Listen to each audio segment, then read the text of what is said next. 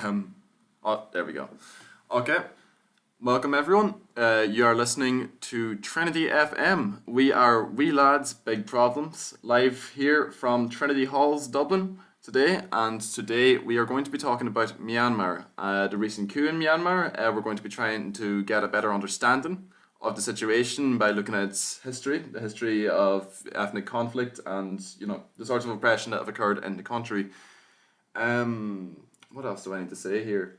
We'll be looking at it, but the international reaction, actions that could be taken, and economic prospects for Myanmar, and a general overview of the situation there.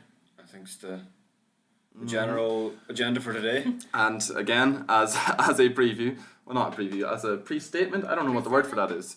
We're free freshers disclaimer. today. A disclaimer, yeah.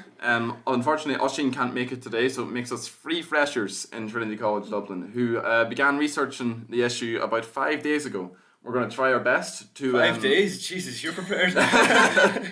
We're going to try our best to give an accurate description of the situation, but if you are interested in learning more about the situation, then we recommend you do your own research and reading.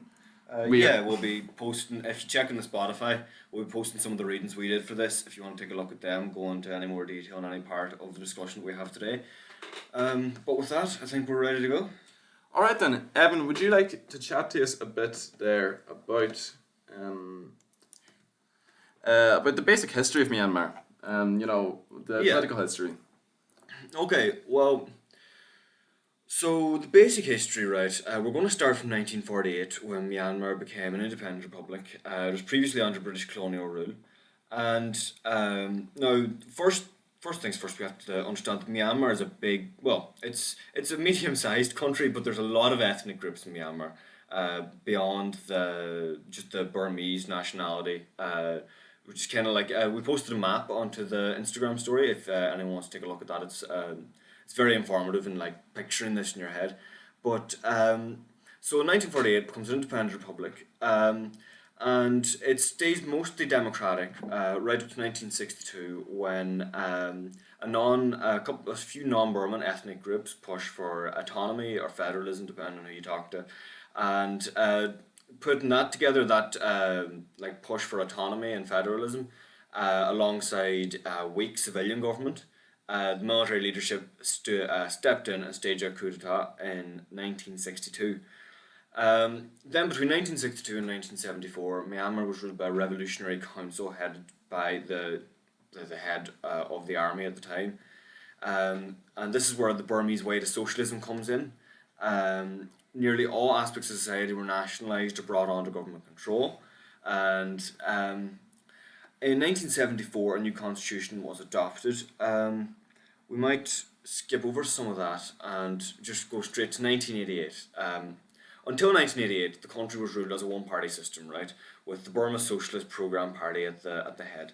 But the military took control again in 1988 and established the SLORK, which was military control again. So you can see there's a relationship here between the military and the and politics that lasts up until today, with the recent coup that Lila will be going into later.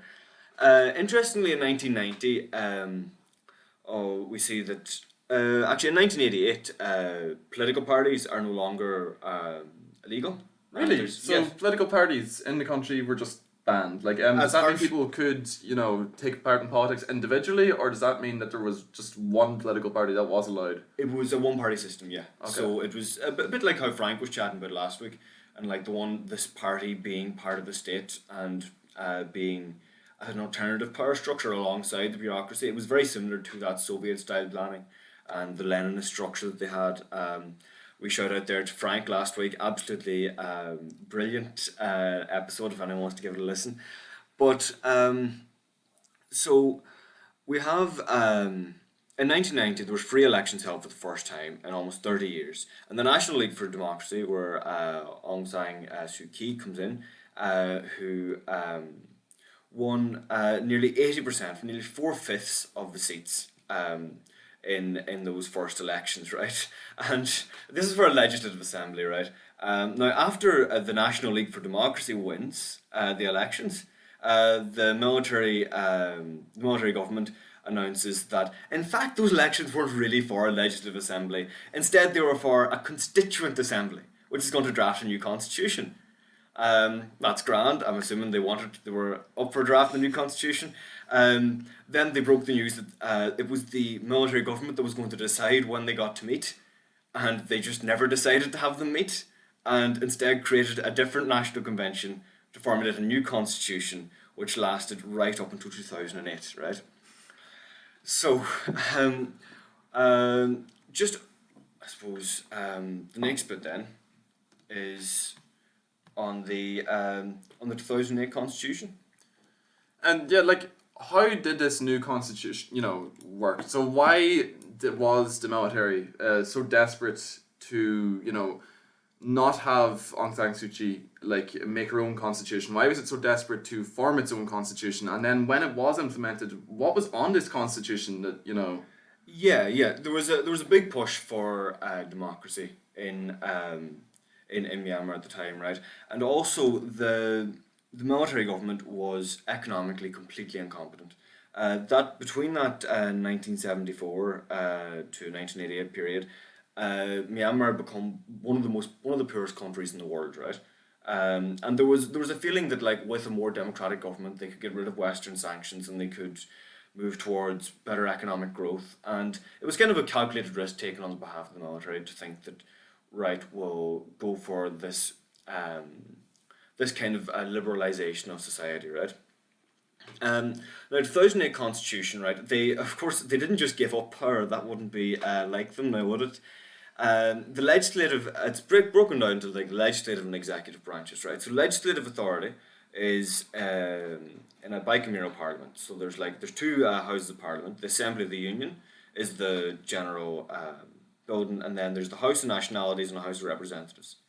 3/4 of each chamber are directly elected, and the remaining quarter, I should say were directly elected. This is all undone in the coup that Lila's going to chat about, but it's important for understanding the context here. 3/4 of the members were directly elected, and the remaining quarter were appointed by the military. Conveniently, the barrier for constitutional change that you need to pass is 3/4 plus 1. So without the military on board, you can't make any constitutional changes. Executive authority, again, the military maintained power here. It's rests with the president, who's elected to a 5-year term and has an 11-member National Defence and Security Council. And the best bit is the army commander can name the Minister for Defence. He can name his own political boss, apparently. He can name him, as well as the Minister of the Interior and of Border Control. They have control of the police, intelligence services, border guards, as well as the armed forces. So they're guaranteed to maintain their own power, no matter the situation. Is that essentially, it? Yes. Yeah. They gave up very little apart from essentially allowing the National League for Democracy into power. And I suppose their goal in going into power was to create constitutional change and move, kind of engage with the military and move towards liberalization of society. It was always said that once they reached this mature democracy, the army, or the Tatmadas they're called, and in Myanmar, that they would essentially cede power to the democracy, which that's about as realistic as you think it is. Mm-hmm. It's this interesting move to improve their situation, their power, to hold on to power while telling the people that they're doing this in order to let the people have more power. It's this interesting sort of two-faced kind of play, isn't it? Yeah, they did. There was massive Western support in 2008 and 2011 when they moved towards democracy. And I don't fully understand this well enough myself. This is the disadvantages of being with 3 completely unqualified freshers. But it was shocking at the time that a country that had such a long history of military rule moved so quickly to a democracy in that way. Yeah, everyone was really optimistic at the time, I believe. Yeah. The West saw it as this, wow, they're, liberalising the economy, they're taking all our Western values. Yeah. You can think what you want about that, but the West saw it as generally a good thing. Yeah, I should mention the army isn't just the army as well. The Tatmadas, they call them. they have massive economic holdings in the country as well. Yeah, they have investments, don't they, in the the biggest sectors such as tourism and in exports, imports, kind of things like that. But their two main conglomerates that they have is the Myanmar Economic Holdings and Myanmar Economic Corporation, which are like legacies from that kind of Burmese way to socialism, nationalisation of transport and all these different areas of the economy. And just to give us a bit more context as to the history of the country itself, not even necessarily just the military, but the country's cultural background and its sort of political drama there. Do you want to tell us a bit about the ethnic conflict that has raged in Myanmar ever since it was decolonised? Yes. This is where the map on the Instagram story I think is really, really helpful for understanding the scale of this, right? There's essentially been different internal conflicts, essentially civil wars in Myanmar continuously since 1948, which is the longest running civil war in the world, essentially, right?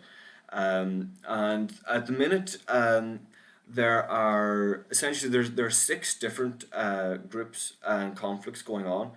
There's the Kachin conflict between the Kachin Independence Army and the government.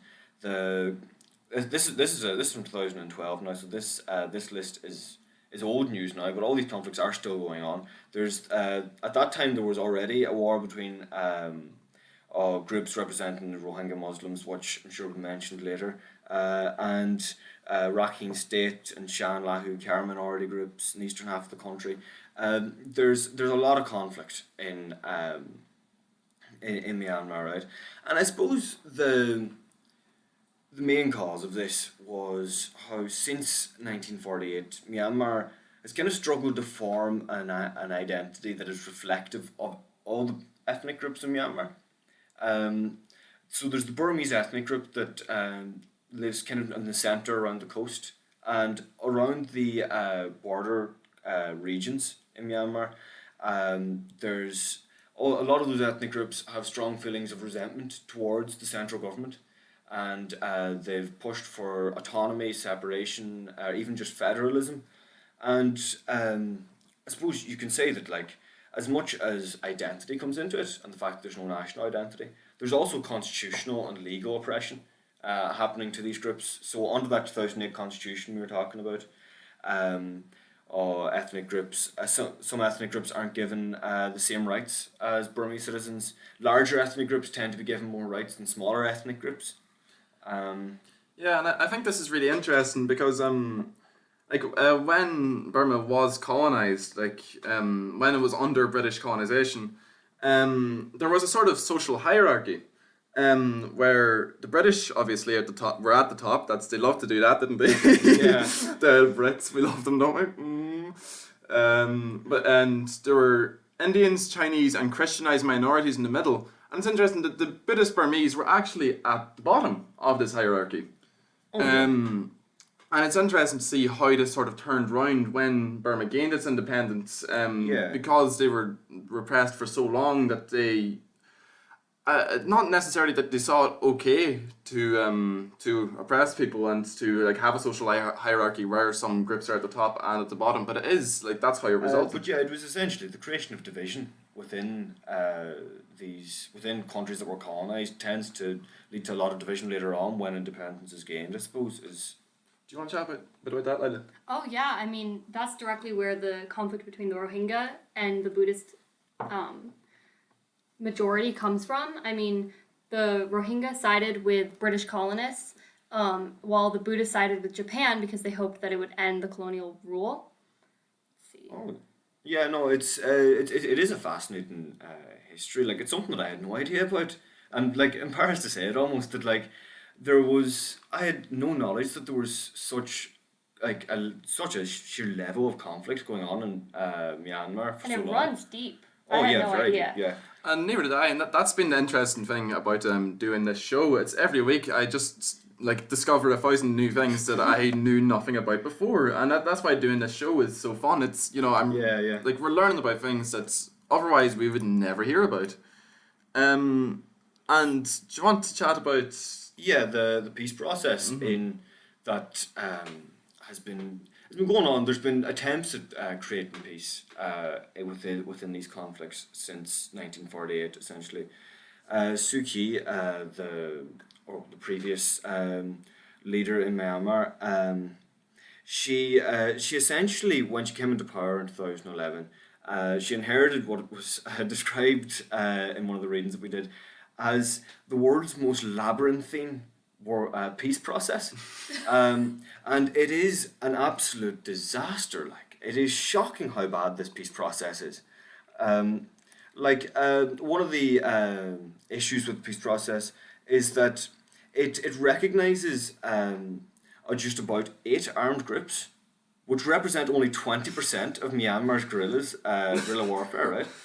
Which creates this kind of 2-track peace process where you've got like dialogue with the peace process signatories, and then you have bilateral talks with all the non-signatories. And then you've got all these ethnic groups that have different interests, and some have certain grievances, right? But haven't created their own militia, right? They aren't armed, but because the government and the army will generally only deal with ethnic groups who are represented by a militia, there's an incentive created by the peace process for each ethnic group to develop its own militia. That's such an I think example. there was a better way of going about it. You really would. It's such an example of politics just going so badly, and how different results can be from intentions. Yeah. And I mean, also that ties in directly to Suu Kyi's kind of response to the Rohingya situation as well, where she has to take a step back from it, and the international parties all agreed like she is defending an ethnic cleansing.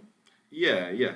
No, it's an incredibly complex situation. Like, I won't pretend to have any excellent understanding of it. It's been going on for 70 years, and there's 6 major ethnic groups involved, and like some of the interesting like the army, right? The Tatmadaw has an interesting role in this as well, because they act kind of independently of the government, of the elected government. So you saw that in the Rohingya situation, right, where it was an independent decision made by the army to go in and essentially commit that ethnic cleansing of Rohingya Muslims. Yeah, I mean, this has been going on since the 80s. The military versus these ethnic groups. That peace process that I was chatting to you about before, whatever good it did, was completely undermined in 2018 when the Tatmadaw engaged in armed conflict with two of the biggest signatories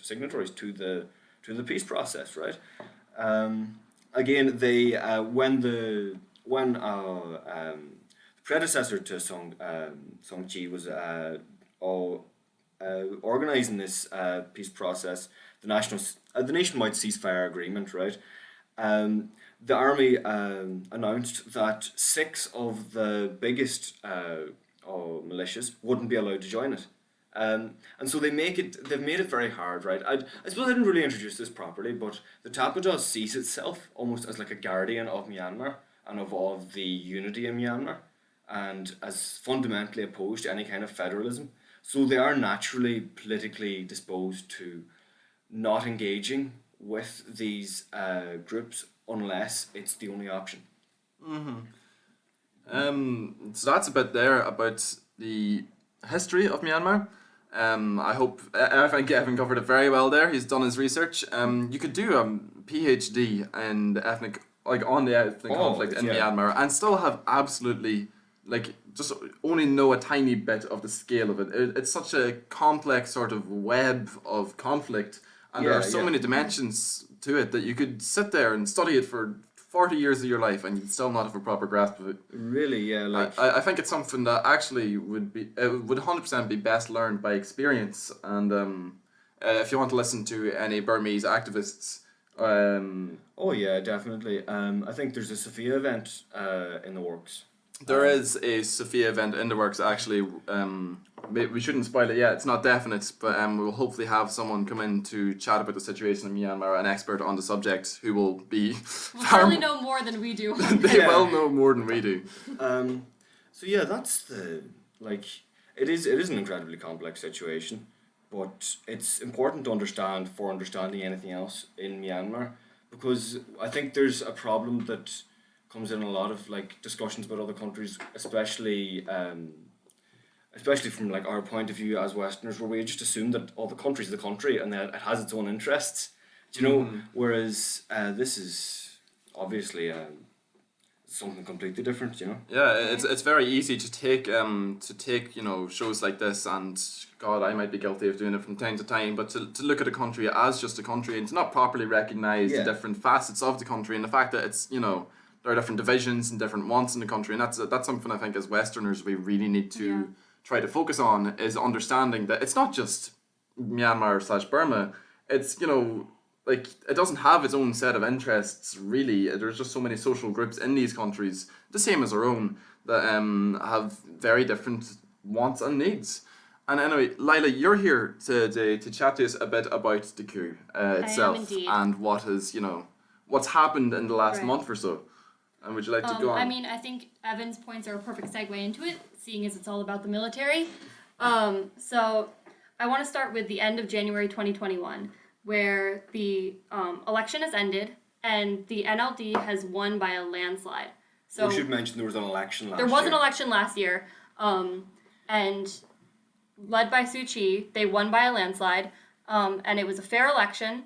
Then the military released a statement threatening a coup if the claims of election fraud were not properly investigated. So it's this we're gonna hold a proper free election, free and fair election. Sounds familiar. Yeah. The results didn't go the way I wanted. Oh well, it wasn't a real election then, was it? Exactly. So the Electoral Commission released a statement that they had found no signs of fraud or tampering when the results were finalized, which of course the military were not big fans of.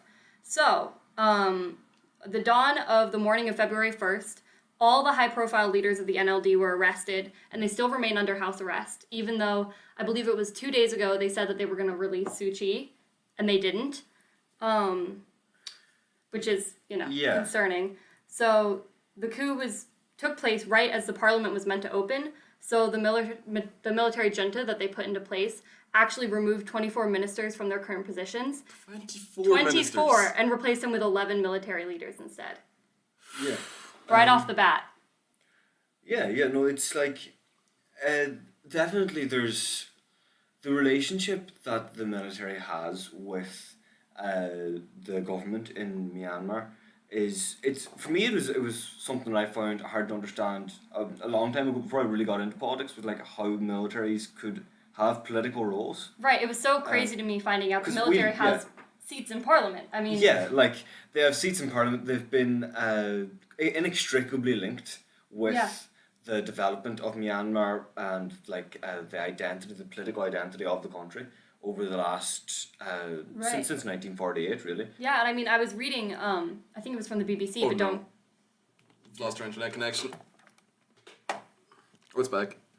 I hope you can hear us. We apologise for that brief loss of internet connection. Wi-Fi is shoddy at best. That was my hotspot. Oh. Anyway, sorry to interrupt. Never mind. It's all Ryan's fault. Blame the phone company 48. They're actually great. I would highly recommend. if 8 out of 10 at best. If they want to sponsor us, I mean, we're not saying no. Anyway, go on there, Lila. Anyway, so it comes as no surprise then that as they've lost seats and popularity over the years, they've wanted to regain that power. So they obviously just completely replaced most of Parliament with their own. So they justify these actions using the 2008 Constitution that everyone was talking about, which obviously affects Suu Kyi directly, because they said that you can't have spots higher up in office if you have non-Burmese spouse or children, which the BBC was saying she does.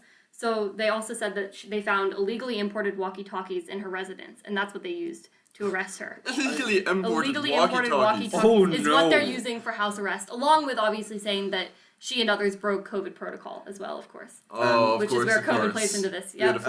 I do think it's interesting that you said, but one of the laws that they used to remove her was that she had non-Burmese I believe her spouse, yeah. Yeah, which is comes back to the level of exclusion within the constitution of other ethnic minorities within Myanmar.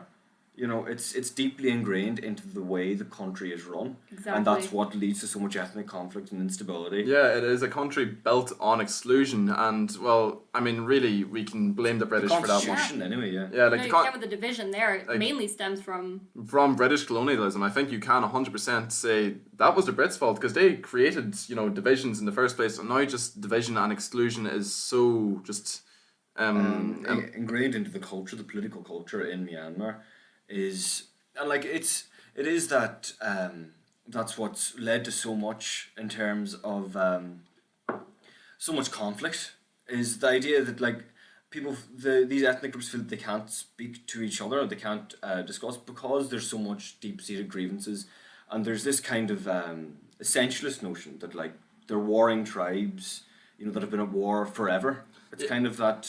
Yeah. That's it the, seems like there's no end in sight. yeah, for it. it's like Yeah. an intractable conflict is how it's Exactly. perceived. Which, God, I hope it's not. I hope it's not, I but really I do. mean, with the military in power currently, they've held a state of emergency for a year. So this could go on for who knows how long. And I mean, the effects that's going to have on ethnic groups that they specifically target Yeah. are just going to be insane. And Lila, what has been the internal and international response to this coup in Myanmar? What, you know, like how have the people reacted and how have other countries Right. reacted to this? So, Suu Kyi wrote a letter that was released by other NLD members who hadn't been arrested, and she urged the public to go to the streets and protest, which they have. Of course, like as we saw over the summer in America as well, those have been responded to very poorly by the police and military, where they've been shooting... Which are the same thing. Which are the same Yeah. thing. Surprise, surprise. Literally. Literally in Myanmar, they're the same thing. They have been shooting live rounds at people. A woman was shot in the head. We don't know if she's Jesus. going to survive or not. Yeah, exactly. It's gotten, I mean, it escalated so quickly. Like, people were out in the streets, not day one, but day 2 and 3, automatically. Everyone was out there. The whole country is in protest. I mean, The security forces became very worried about Yeah. their position in power, Yeah. and that's what and I mean, they're- it took them a few days, but now, I mean, armored vehicles are rolling out all over the country. They've ended up going directly to power plants, which a lot of people believed was to shut down the power in different states, which is obviously very concerning. They've done this in the past, I believe.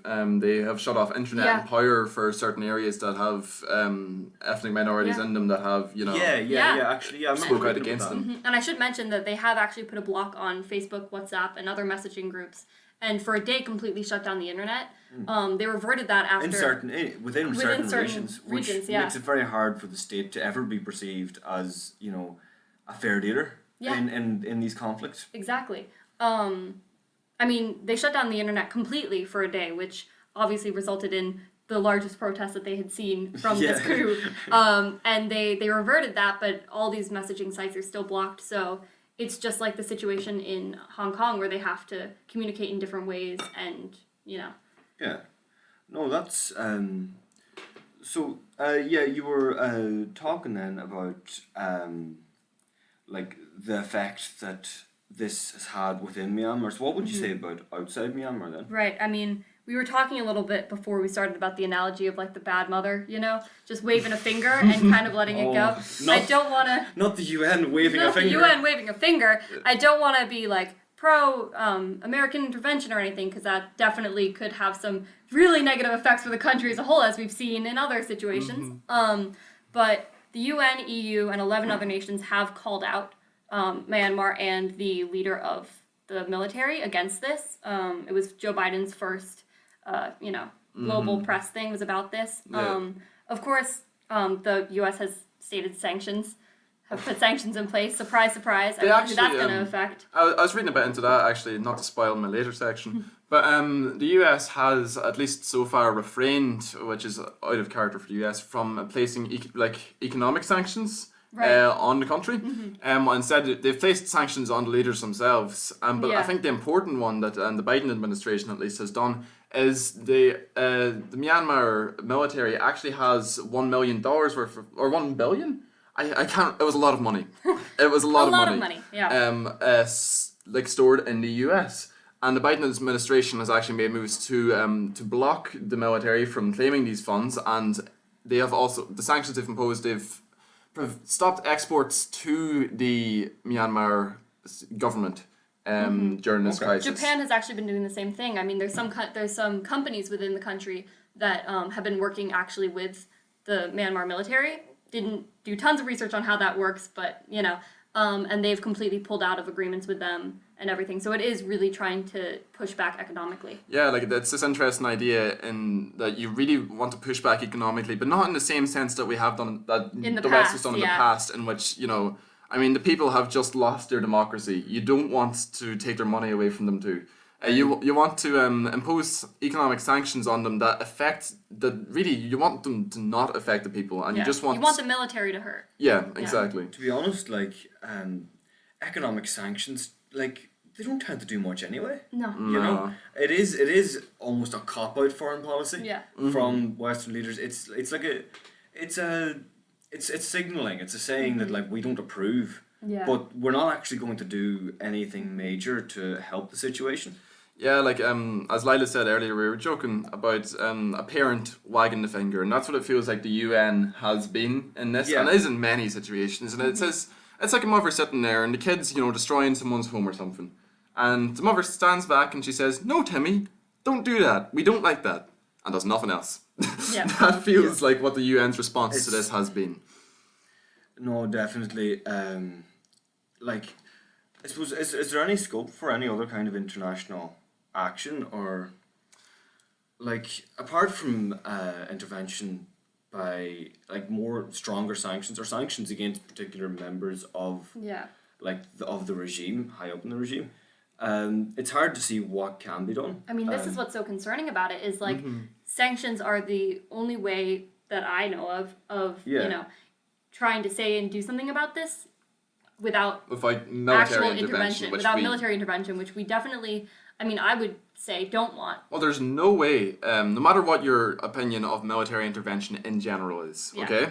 There's no way that military intervention could help this situation. You've got so many ethnic conflicts going on. Like obviously. There's groups siding with the military, groups not siding with the military. It's just going to be a disaster. There are too many divisions for a military to come in, like the US tends to do, and do anything. And so even if you did typically want that, you shouldn't want that for this situation. I don't think you should want that. I think there are very few situations that warrant that. Incredibly few. At all. Exactly, because the negative effects are only going to really hit the people, especially the ethnic minority groups. Yeah, like I had a really good point, and I've just it's gone out of my head. But yeah, like it's. I suppose it comes back again to the politics of division within Myanmar. Like the fact that it's worrying that this coup has taken place because the Tatmadaw have a horrible track record in terms of responding to these ethnic divisions and conflicts. They're usually the ones causing them, actually. It's the way I see it. I'm not an expert in this, but I think it's a move used by political elites a lot. It's creating divisions, and as long as the society is divided, I mean, you see it in all sorts of political literature. It's a lot of what a lot of political theories are based on. As long as the society is divided, then the elites can maintain their power. Now, I wonder what literature that came from. If anyone here is familiar with it, but no. The point I want to make is, if anyone was listening to our Democracy in Africa episode 2 weeks ago, we came to the conclusion that while the West shouldn't, step in. Without asking people, that the West has a duty to offer help and support to people in countries with less economic clout to support them, but that becomes really interesting here because obviously there's nobody to ask there's nobody to ask. Hey, do you want support? Like you can ask. There's so many groups you can't. Like you can ask African leaders, hey, do you want any support from us? What can we do for you to help you? That's a good sort of foreign policy, but you can't do that here. It's not democratic Myanmar versus the military. Yeah, They're not like that. They're inextricably linked. Like the actions themselves have to come from within the Burmese government, and it's hard to see like some of the things that I was looking at, like possible ways that you could go about reducing the temperature of conflicts in those border regions.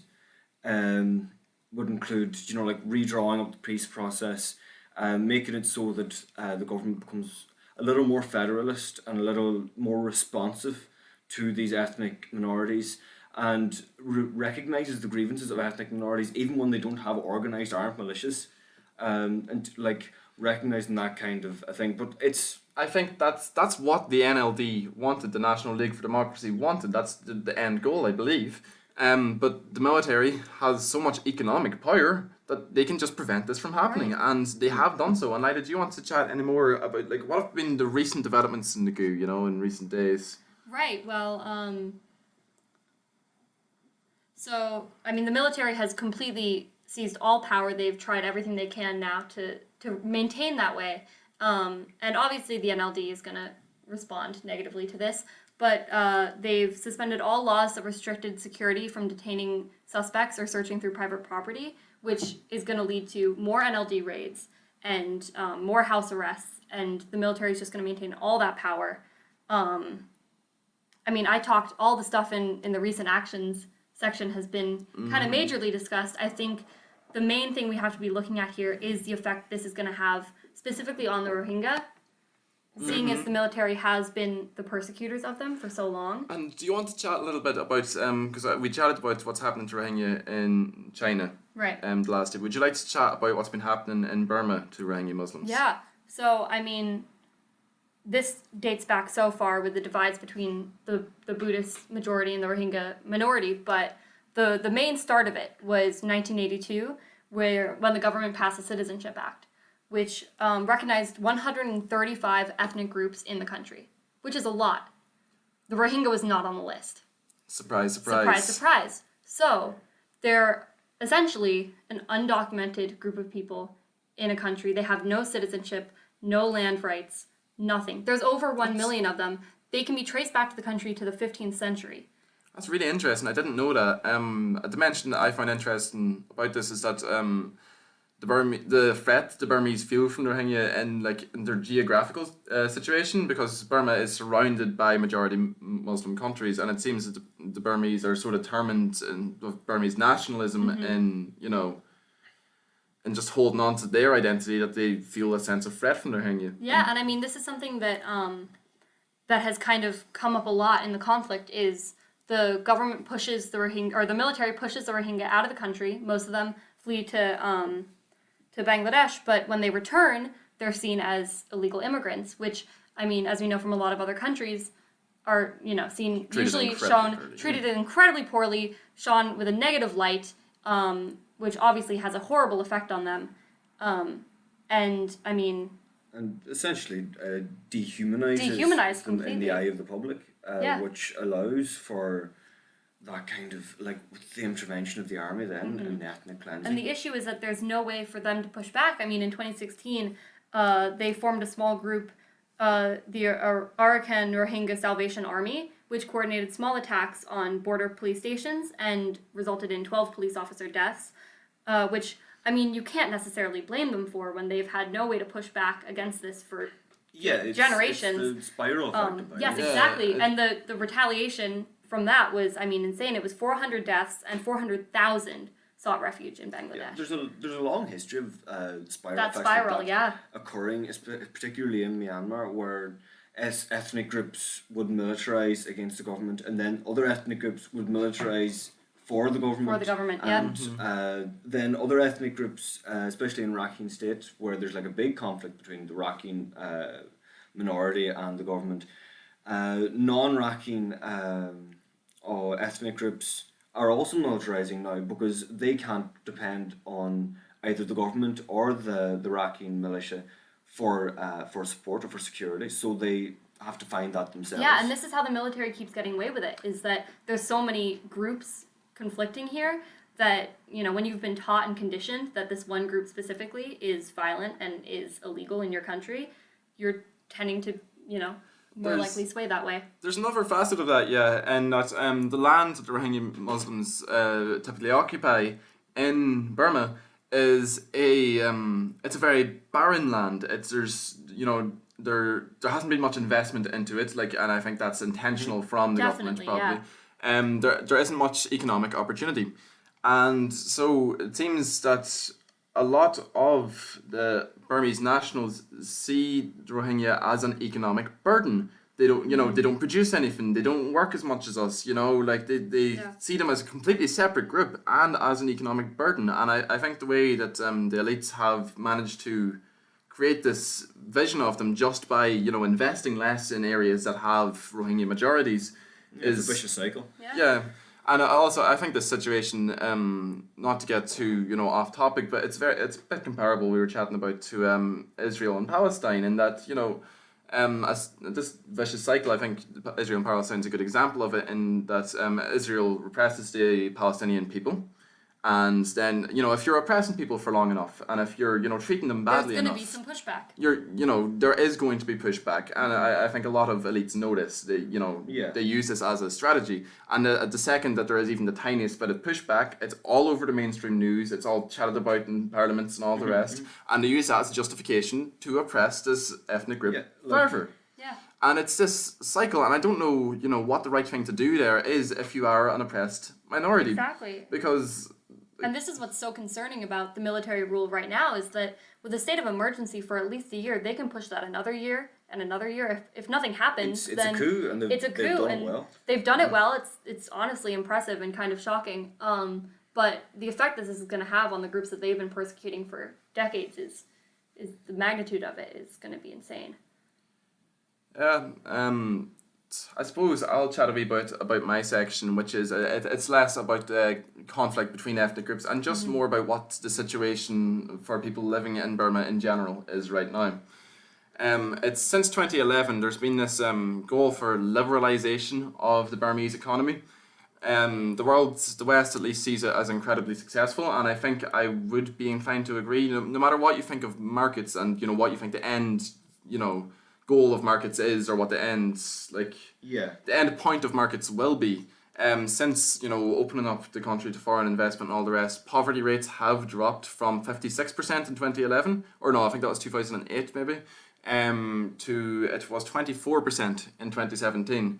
Now, of course, you could look into the legitimacy of these figures, but it was from, I believe, a UN source, so I'd be inclined to believe it. Yeah, I would be inclined to believe it, and I think that is inherently a good thing. So, up until the pandemic, they had that. If things were improving, living standards in the country in general were improving. They weren't improving, minorities and women weren't seeing these sort of improvements, which is a very important part.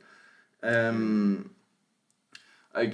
West has been incredibly optimistic about economic growth over the next few years and about the reduction of poverty rates and all the rest. But an interesting thing in a report I read was that human capital in Myanmar is so limited. And so, the word I'm going to use, is just crap. Evan's choking to death. Hold on. Okay. If he dies, we won't miss him. Oh, to die on It'll air. be two wee lads. 2 down. Wee 1 lads, to big go. problems. No, but it's that because of this culture of exclusion in Myanmar, the human capital is just, it's not up to par. There's social exclusions based on gender, and as we've talked about, many social exclusions based on ethnicity. Certain ethnic minorities can't work certain jobs, women can't work certain jobs. In fact, I've got the LGBTQ community especially also. You found an interesting bit from The Economist, Evan, about that. Completely off topic here, but interesting the point. LGBTQ plus community in Myanmar have essentially, because they've faced so much oppression, as LGBTQ people face everywhere in the world, what's actually developed is kind of they've developed their own language, essentially. It's kind of, if Ulster Scots, it's essentially in that same area where it's almost comprehensible to non-speakers, but it's still distinguishable enough that they essentially can communicate with each other in completely secretive ways, which is an interesting response to oppression and discrimination. And it's completely off topic, but sorry to sidetrack you, but I thought it was a fun, interesting point to bring up. It's an interesting story. I was actually just wondering, maybe would you all find it more entertaining if we just solely spoke in Ulster Scots when we were doing the radio show? Vote now on your phones. Give a thumbs up if you would like us to only speak in Ulster Scots. I'd have to say I would not be coming back for the show if that was the case. But no, I don't have a wild pill of Ulster Scots in LA, It's actually in the 2008 Constitution. It refers to women primarily as mothers. There are laws that discriminate women on grounds, especially on grounds of ethnicity and within ethnic groups. Like ethnic groups or like certain ethnicities are treated poorly, but women in these ethnic groups are especially discriminated against, and the situation for them right now is just it's horrible. Ridiculous. Yeah. But there is a part in the Constitution that states that nothing in the section shall prevent the appointment of men to positions that are naturally suitable for men only. That's in the Constitution. It says that there are positions. So A, it says that there are positions that are suitable for men only, and B, it says that women will never be never be elected to them, and that there's a lot of sexism in. It's actually interesting as to how they would have responded without would they have used this as an excuse to keep Suu Kyi out of power if they didn't have the whole she has a baby that isn't Burmese. Right, it definitely does play a part in that. It feels like a sort of maybe that was actually what they had in mind when writing the Constitution. Yeah, it's definitely like there's a lot of ingrained sexism within the Constitution, within the laws and the legal framework. Much the same way there's much ethnic discrimination as well. Mm-hmm. Like Myanmar, it just rates terribly in all the social studies for gender equality. For example, it ranks 8 out of 9 countries measured for gender equality in East Asia and the Pacific, which it's not exactly a high bar there, is there? No, yeah. And as well, just to show exactly how bad it is, the labour force participation for men 15 and over in Burma is 82%. But the labour force participation for women 15 and over is 47%. That's that's almost half. And also, I think we should specify, because we haven't said it yet this episode, right. Myanmar and Burma are the same country. When we chat about Myanmar and Burma... Yeah, they're both acceptable names for the... It was from 1948. It was called Burma, and at one point... I think it was the 90s when they renamed the country to Myanmar. It's important to state that the military renamed it, yes, which is why a lot of political figures now still call it Burma as a response to that. Yeah, but I went into detail earlier about just how Rohingya are economically oppressed. I mean, they live in one of the poorest areas in the country, and that's a direct result of a lack of investment from the government into areas with Rohingya majorities. Also, just chat a wee bit more about the future of the country. It's been terribly hit by the coronavirus pandemic. It's one of the worst hit in Asia, I believe, I read somewhere. But it's also one of the most disaster-prone countries, and they say it's the third most vulnerable country in the world to climate change. Which is which I'm not terribly surprised by, just based on location. I mean, with surrounding Asian countries being so high with pollution rates as well, it's no major shock. But that's not a good podium to be on. No, really? Especially when climate change does directly affect minority and poor groups. The worst. You really. I hate to have all these, sort of pessimistic. Not to be a Debbie Downer or anything. And even to move on to another thing that's to do with that environmental aspect that I just came across while researching this. There's a big difference between Chinese and Western investment in Myanmar, and one of the issues for Myanmar environmentally is that the way they have their tenders set up essentially makes it much more difficult for Western firms to invest as opposed to Chinese firms. And while there's nothing inherently wrong with that in itself, the Western firms tend to be have regulations from their parent country about environmentalism, and they're also more susceptible to public pressure about environmentalism and environmental effects they have.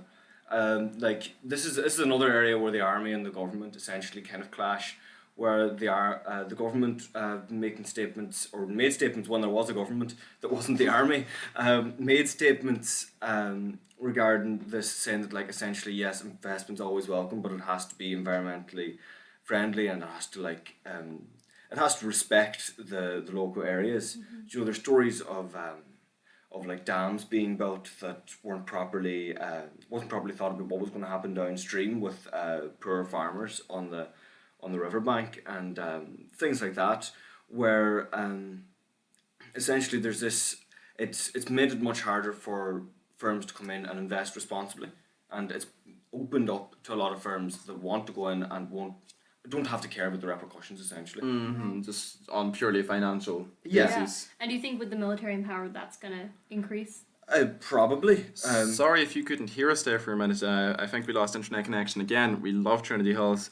I hope you didn't miss too much. And go on, sorry.